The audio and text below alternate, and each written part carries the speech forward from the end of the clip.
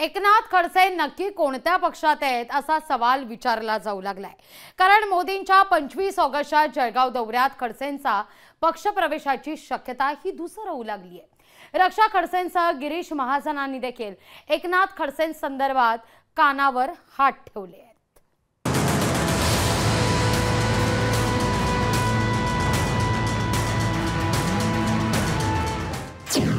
एकनाथ खडसे नक्की कोणत्या पक्षात?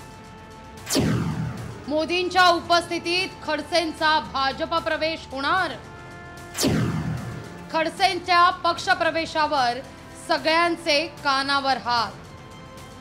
महाराष्ट्राचे माजी महसूल मंत्री एकनाथ खडसे नक्की कोणत्या पक्षात हे कुणालाही सांगता येत नाही। एकनाथ खडसे यांनी लोकसभा निवडणुकीआधी राष्ट्रवादीला रामराम केलाय, पण त्याचा भाजप प्रवेश लांबला। निवडणुका झाल्या, खडसेंच्या सुनबाई केंद्रीय राज्यमंत्री झाल्या, पण खडसेंचा भाजप प्रवेश झालाच नाही। आताही खडसेंच्या प्रवेशासंदर्भात विचारल्यावर त्यांनीही कानावर हात ठेवले आहेत।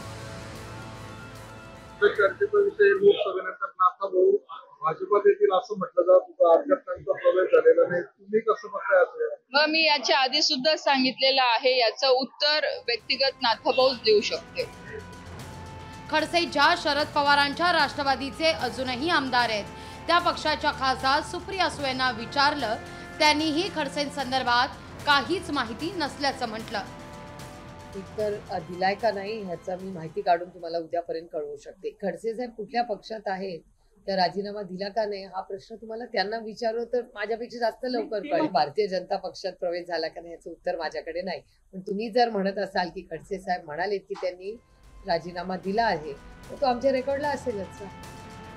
मोदींच्या जळगाव दौऱ्यात खडसेंचा पक्षप्रवेश होईल का यावर गिरीश महाजनही काहीच बोलायला तयार नाही। उलट त्यांनी एकनाथ खडसेंना या विषयावरून चांगलंच शाल जोडीतले लगावले आहे।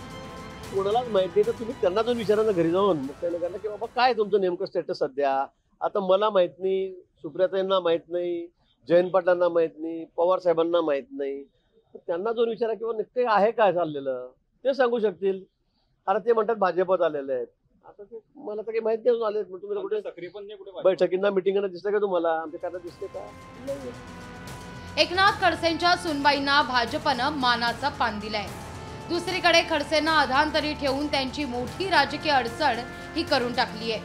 खडसेंसारख्या दिग्गज नेत्याची अवस्था झाल्यानं आश्चर्य व्यक्त होत आहे।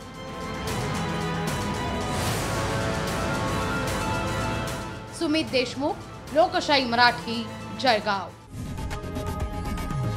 लोकशाही मराठी ऐका, पहा, जागरूक रहा।